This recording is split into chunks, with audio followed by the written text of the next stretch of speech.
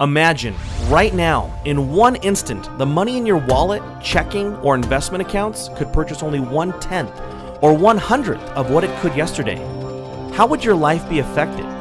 Could this even realistically happen?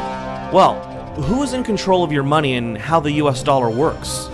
Not you. Did you decide in 2008 to help bail out large failing banks? Probably not. But your government did. Did you notice how prices rose for gas and food after this? Our crisis was witnessed by the world, by our creditors, yet our government borrowed more money and the Federal Reserve printed more dollars. All of these events change the value of each dollar you have. At any moment, another event could happen that changes the value of these dollars more dramatically. So how can you protect yourself? You may have been told to store wealth in real estate or gold and silver. These are good places to store wealth, but you cannot buy groceries or goods directly with these assets because they aren't currency. You can't transfer their value easily or efficiently for real-world transactions. There is a form of currency that does not deal in dollars, and that is actually inflation-proof. It is the banker's worst fear.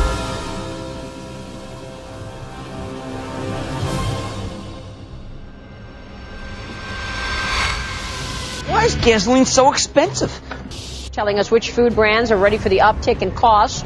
The United States has just lost its top-notch AAA credit rating. 18 people have been charged in what may be one of the nation's largest credit card fraud rings. What some are calling fool's gold, it is the virtual currency called is a kind of holy grail of payments. We're asking whether or not this currency really has any longevity, let alone legitimacy. How can I hedge against inflation and other government manipulation? One thing I did was to buy Bitcoin. What are they? I don't really know that much about Bitcoin. Bitcoin is a purely online currency with no intrinsic value. It is digital currency, which you can then use to buy things online. Bitcoin. Bitcoin. Bitcoin. Bitcoin. Bitcoin. What is Bitcoin? Bitcoin, first introduced in 2009, is a relatively new technology in today's ever-changing world. Bitcoin is a digital currency, an innovative tool that is revolutionizing people's daily lives, as did smartphones, eBay, YouTube, and even the internet itself. I can communicate with people live anywhere in the world by typing on the keyboard. You've got mail. The Bitcoin network facilitates the instantaneous transfer of value across any distance over any borders, to any place on Earth. Specifically, it allows any person in any place with an internet connection to receive and transfer value. To send $8,000 from America to Australia, Western Union would charge you $336. In contrast, any value of Bitcoins can be transferred with a fee of no more than 2 cents at today's exchange rate.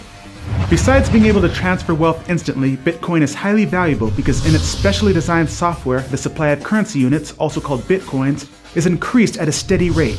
New Bitcoin creation will only cease in the year 2140 with a total of 21 million Bitcoins. As of September 2013, there exist in circulation over 11.5 million Bitcoins, over half the total supply that will eventually be mined. Mining Bitcoin is the process by which new Bitcoins come into existence. They are created in blocks, and currently 25 Bitcoins are mined per block. Blocks are generated about every 10 minutes as regulated by the software code and sent to the computer that mined them. The best miner is the one with the most computational power, but it is also based on luck who wins the reward. A rough estimate would put the total number of Bitcoin miners at 100,000. This mining process is more specifically known as hashing. All right, Emmanuel, let's start off with your website. Cloudhashing.com. When did you get the idea to create a hosted mining cloud hashing service? When my wife decided to throw all my computers from the attic. So I started off mining Bitcoin using computers. So I had a few computers sitting around and running permanently so the guests could not come around and spend time just because the room was super hot. They'll get a heat stroke. And at the same time, it was just costing a lot of money for electricity. So I invested in ASICs. Then upon my investment in ASICs, I had friends who were interested. So at that point I thought, they weren't computer literate, so I thought, let me manage it for them. So upon doing that, it kind of spiraled into a business. And, we launched Cloud Hashing in April this year. And we've been selling what you call Bitcoin mining contracts ever since. Did it bother you that we don't know who created it? I first heard about it in 2010.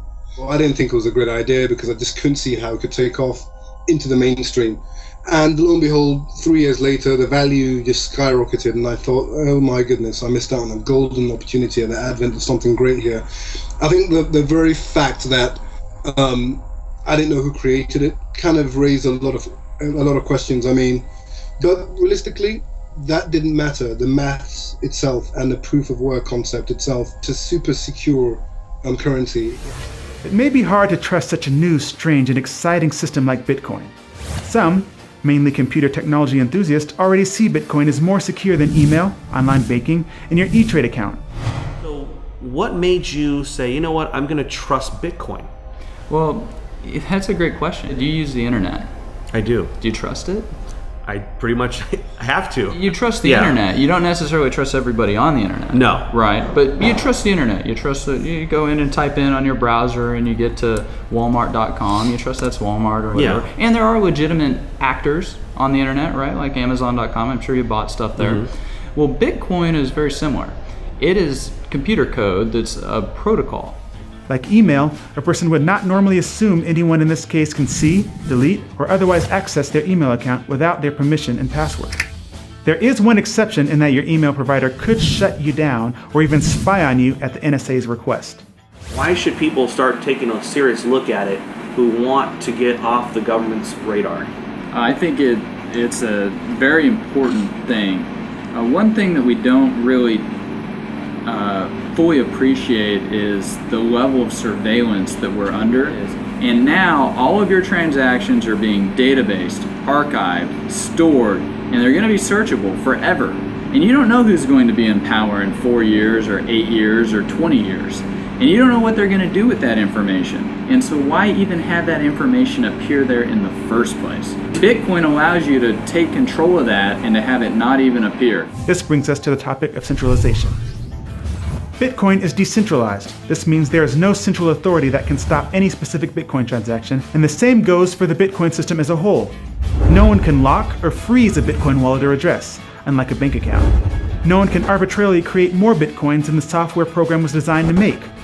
No one can change the software without the majority of the entire network of users accepting a change. Programmers of the Bitcoin software are thus limited in their scope of changes to what the market is driving. Max Wright, he wrote a book called Bitcoin Revolution. A lot of people are fearful that the government's going to attack it. With regards to resisting government violence, I think Bitcoin is a really, really unique, to me it's a unique currency in all of history. It's never happened before. So the analogy that Bitcoin advocates use is with regards to Napster. We all know Napster was a great file sharing tool, but it was run out of a central server in a company. There was a CEO to harass, there was a company to harass, and the government can send in men with guns and force them to unplug the server. Service is over.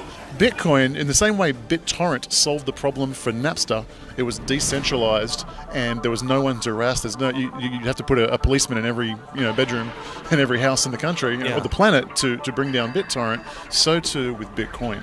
There is no one to harass. There is no CEO. It is a distributed peer-to-peer network that authorizes and guarantees the sanctity of the network. And so for that reason, it is incredibly resilient to violence. And I find it very, very interesting that at a time when my expectation is we're going to go through a currency crisis and currency wars like we've never seen before. I'm here with Jim Rickards. He's the author of Currency Wars. I'll just throw it out there. Bitcoin, what are your thoughts? One of my least favorite topics, because I'm very skeptical of Bitcoin, but I've actually read the technical papers. I've spoken to a lot of people about it.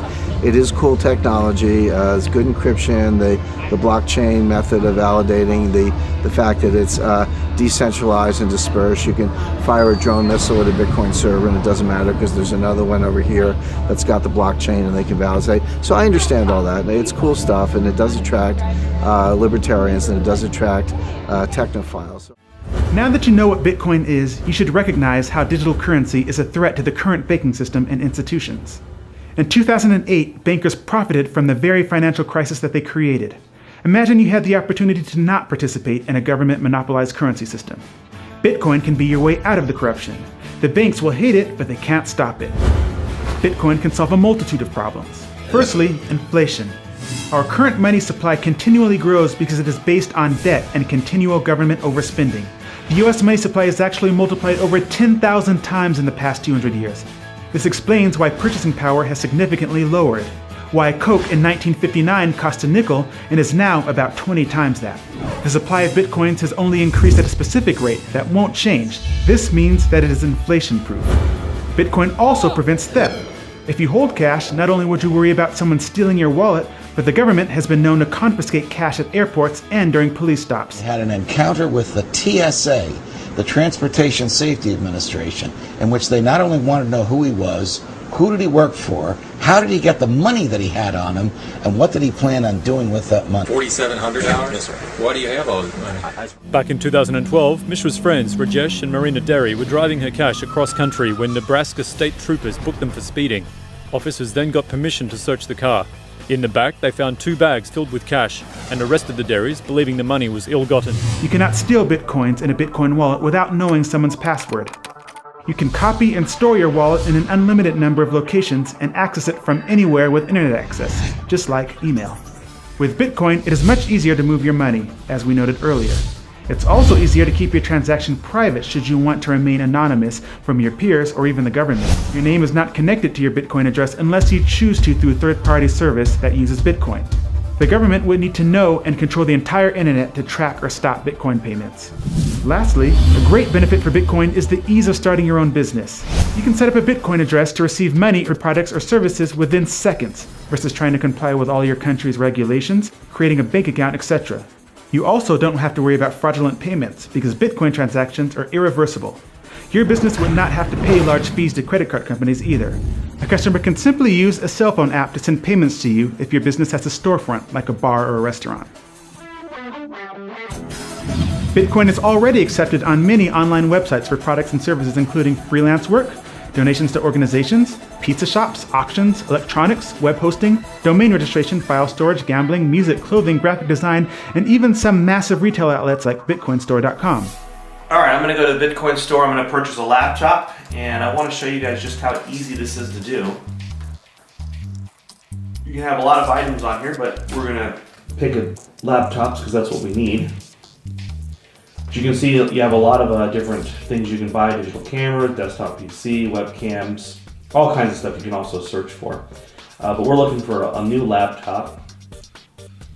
And you can see this is just like going to any other store that would accept US dollars. We've got this notebook here, we can add to cart. Here's the cart, proceed to checkout. So just like if you went to Best Buy, you can register or you can just check out as a guest. I'm going to check out as a guest today. We simply input our information.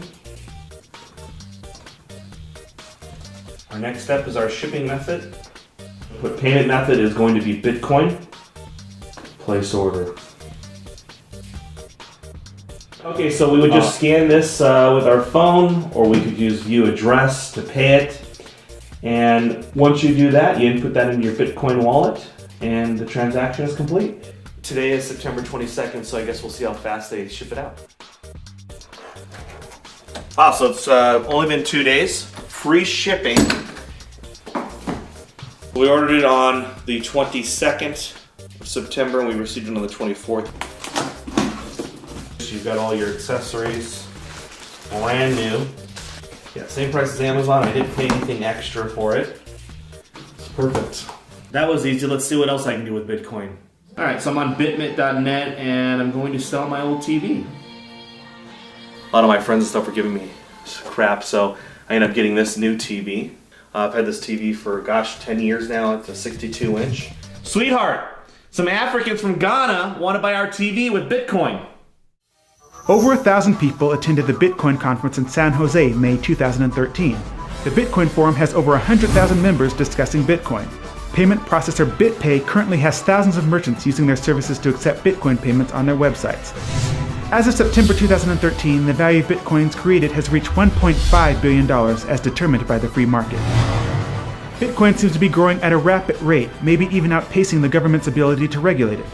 When the Financial Crimes Enforcement Network of the Department of the U.S. Treasury announced that virtual currencies are subject to the same rules as other currencies, the price didn't crash. In fact, it went up from there, as if attempts to regulate Bitcoin don't matter. This idea that somehow you're escaping government scrutiny or you're outside the government matrix or whatever. It's just not true. Mt. Gox was attacked by the government. Of course, the Silk Road, now arrests have been made. So the government's watching everything you do. So. There were a lot of exchange popping up, and they started getting hammered. And I mean, with all the laws and banks closing their accounts and stuff like that, and that made it difficult. But then in comes local Bitcoins. They let individuals advertise whether they want to buy or sell, and those individuals hook up with each other. And that's making it a lot easier. Buying Bitcoin is getting easier. Selling it, I guess, is getting easier too. There's no reason in the world that a privately issued currency couldn't be issued and serve maybe even better, because it's totally beyond the temptation of politicians to start meddling with the rules. It's beyond the reach of political temptation. Now, picture a world where you are in control of your money, where you're free to spend any amount, small or large, anywhere in the world, and your identity is safe. Your money cannot be diluted by government creating it out of nothing and then giving it away to banks, special interests, towards wars, or in foreign aid. You can help stop selfish banking interests. You can shape your destiny. And we don't even have to end the current system. We just merely need to bypass it. Thank you for watching our video. Go to our website at bankersworstfear.com to receive your free report on how you can start opting out of the current monetary system. You'll also receive full guest interviews as well as exclusive analysis from future money trends. Close enough.